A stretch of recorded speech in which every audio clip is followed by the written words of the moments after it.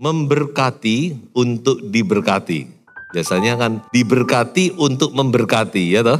Tapi tidak salah, memberkati untuk diberkati. Jadi ada 3 atau 4 kunci berkat. Ini selalu saya sampaikan pada konseling pernikahan, karena keluarga muda tentu ingin diberkati Tuhan. Yang pertama, harus mengatur keuangan. Keuangan itu harus di-manage, jangan sampai besar pasak daripada tiang. Yang kedua adalah mengembalikan milik Tuhan. Yang ketiga adalah memberkati. Ini yang akan saya sampaikan. Dan yang keempat, kerukunan dalam rumah tangga. Jadi 4 ini kunci berkat. Makanya adik-adik yang mau masuk rumah tangga perhatikan, ya tidak usah takut. Masuk rumah tangga itu tidak harus kaya raya, punya rumah, punya mobil. Ya kalau itu saudara miliki, itu puji Tuhan, itu berkat, kasih karunia. Tidak pun tidak masalah, karena Tuhan sudah menyediakan berkat-berkat dalam rumah tangga. Amin. Nah baik, saya akan lanjutkan. Jadi memang janji firman Tuhan itu kalau kita memberkati, kita akan diberkati. Nanti kita akan lihat melalui kebenaran firman Tuhan. Ada 2 pasal dalam Alkitab yang berbicara tentang memberkati, yang mengajar kita tentang memberkati, yaitu di dalam 2 Korintus pasal 8 dan 9. Jadi Bapak Ibu kalau mau lebih dalam, Bapak Ibu silakan nanti baca 2 pasal ini ya. 2 Korintus pasal 8 dan 9. Dan apa yang akan saya sampaikan, ini adalah ringkasan atau poin-poin penting. Nah mari kita pertama-tama melihat satu ayat di dalam Kisah Rasul pasal 20 ayat 35. Dalam segala sesuatu telah kuberikan contoh kepada kamu bahwa dengan bekerja demikian kita harus membantu orang-orang yang lemah dan harus mengingat perkataan Tuhan Yesus. Sebab ia sendiri telah mengatakan adalah lebih berbahagia memberi daripada menerima. Dalam salinan bahasa lain dikatakan lebih diberkati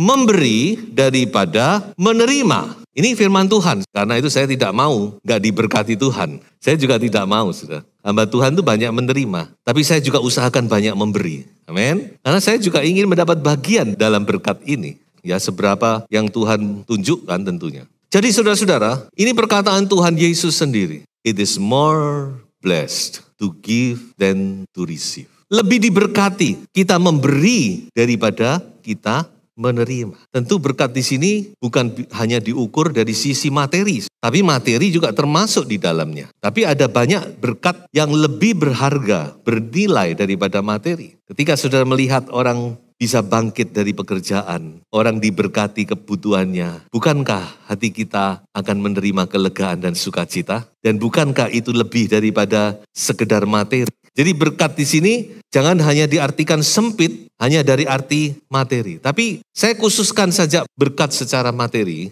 itu juga termasuk di dalamnya. Lebih berbahagia memberi daripada menerima. Nah, ada beberapa poin yang saya bisa simpulkan melalui 2 pasal tadi. Yang pertama, bahwa sumber daripada memberi itu bukan dompet kita. Ukuran daripada kita memberi itu bukan tebal tipisnya dompet saudara dan saya. Tapi ternyata sumber daripada kita memberi itu adalah dari hati kita. Coba saya bacakan 2 ayat ini. Camkanlah ini. Orang yang menabur sedikit akan menuai sedikit juga. Dan orang yang menabur banyak akan menuai banyak juga. Hendaklah masing-masing memberikan menurut kerelaan hatinya. Jangan dengan sedih hati atau karena paksaan. Karena Allah mengasihi orang yang memberi dengan sukacita.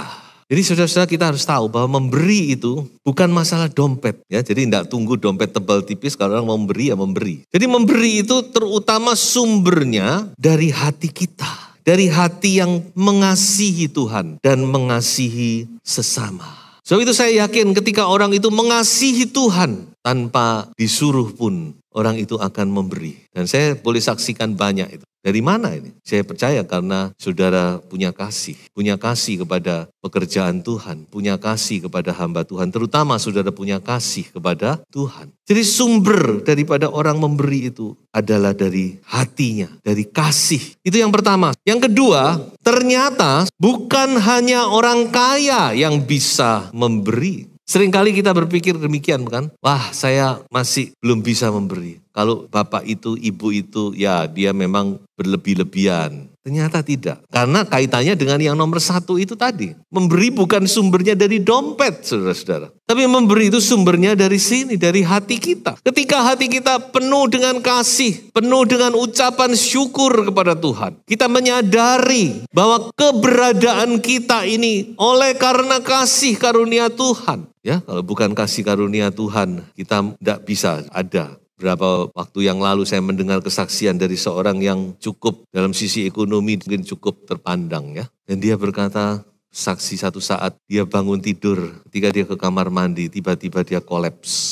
Setengah jam tidak sadarkan diri. Dan dia sendiri ngomong, kalau bukan pertolongan Tuhan, saya sudah nggak ada hari ini. Jadi ketika kita sadar akan kasih karunia Tuhan, maka itu akan menggerakkan kita. Jadi saudara-saudara, mari saya bacakan saja dua ayat ini dalam 2 Korintus pasal 9 ayat 8. Dan Allah sanggup melimpahkan segala kasih karunia kepada kamu, supaya kamu senantiasa berkecukupan di dalam segala sesuatu dan malah berkelebihan di dalam pelbagai kebajikan. Ayat 10, Ia yang menyediakan benih bagi penabur dan roti untuk dimakan, Ia juga yang akan menyediakan benih bagi kamu dan melipat gandakannya dan menumbuhkan buah-buah kebenaranmu. Jadi Tuhan itu bukan hanya menyediakan roti untuk kita nikmati, tapi dia juga menyediakan benih. Benih ini untuk apa? Untuk ditabur kembali. Di sini tidak ada petani ya. Petani itu tahu kalau dia panen dia tidak mungkin semua dia jual. Ada bagian yang dia simpan. Biasanya itu bagian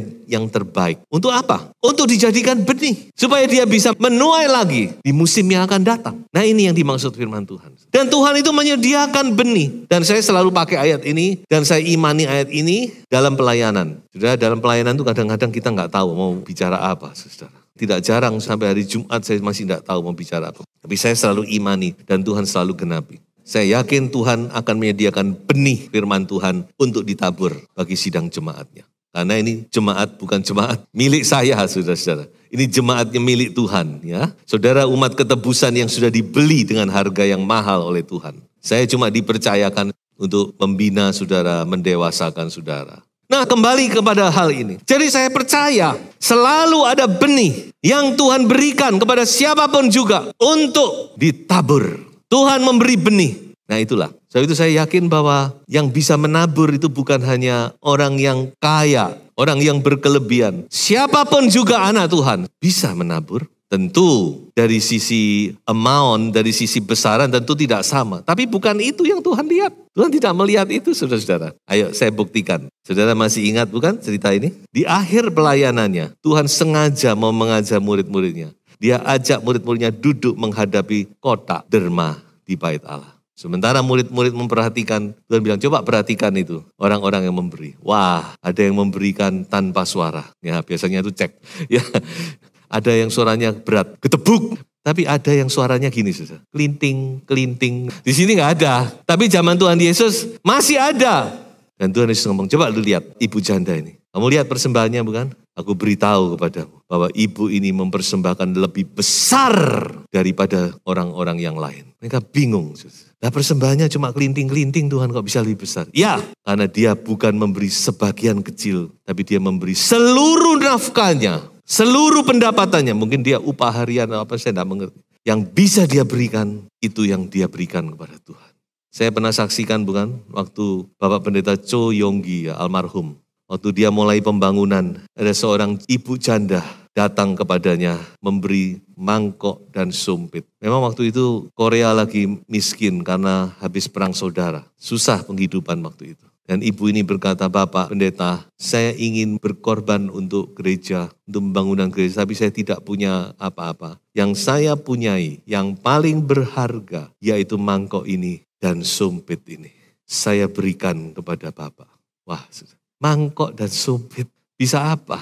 Tetapi apa yang dia lakukan ini justru menggerakkan hati jemaat. Dan mereka sejak itu, mereka berkorban sampai terbangun gereja yang mewah. Dan saya tidak pernah lupa kesaksian itu. Jadi sekali lagi, memberi itu bisa dilakukan oleh siapa saja. Amin. Karena jemaat kan juga berbeda. Ada yang berkelebihan, ada yang pas-pasan. Bahkan mungkin ada yang di bawah pas-pasan. Tapi saya katakan saudara, hati saudara Tuhan tahu. Yang ketiga, apa sih kok Tuhan mengajar kita untuk memberi itu? Apa tujuannya? Ada dua yang saya lihat. Yang pertama adalah dikatakan supaya ada keseimbangan. Sebab kamu dibebani bukanlah supaya orang-orang lain mendapat keringanan. Jangan salah. Oh ya enak aja orang itu. Nah, tidak, tetapi supaya ada keseimbangan. Maka hendaklah sekarang ini kelebihan kamu mencukupkan kekurangan mereka. Agar kelebihan mereka kemudian mencukupkan kekurangan kamu. Supaya ada keseimbangan. Seperti ada tertulis, orang yang mengumpulkan banyak tidak kelebihan dan orang yang mengumpulkan sedikit tidak kekurangan. Jadi Tuhan mau ada keseimbangan di antara anak-anaknya. Sebab itulah di dalam Amsal dikatakan ada si kaya, ada si miskin. Tapi saya percaya di sini semua Tuhan berkati, amin. Dan dipertemukan oleh Tuhan supaya saling melengkapi. Orang yang berkelebihan memberi dari kelebihannya. Dia juga diberkati dengan sukacita. Kalau itu dari kerelaan hati. Orang yang berkekurangan, dia mungkin tidak bisa mengembalikan secara materi. Tapi dia bisa mendoakan, saudara. Amin. Tuhan terima kasih, aku dalam kebutuhan, aku diberkati. Berkati Bapak ini Tuhan, berkati Ibu ini yang sudah Engkau pakai menjadi saluran berkat. Doa syafaatnya, doa syafaat orang benar didengar saudara. Tadinya sudah tidak didoakan, tapi ketika sudah memberi, sudah didoakan. Berkati Bapak Ibu ini, berkati keluarganya, berkati anak-anaknya. Bukan kalau indah sekali sudah didoakan oleh orang-orang lain, oleh saudara seiman. Ini yang Tuhan maksud. Saling mencukupkan. Ingat, segala sesuatu jangan hanya diukur dengan jen. Ini cuma alat. Jen itu gak ada artinya. Karena firman Tuhan menubuatkan satu saat. Semua sistem dunia ini. Termasuk sistem perbankan, sistem keuangan. Semua akan kolaps. Dan kayaknya tanda-tanda sudah mengarah ke situ. Makanya sudah berdoa.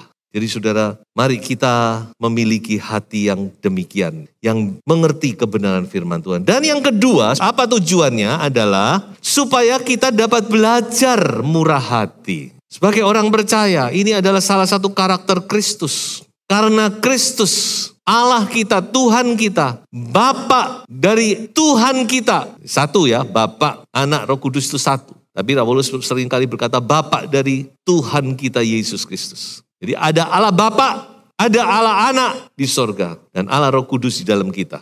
Dan semuanya itu adalah memiliki karakter murah hati.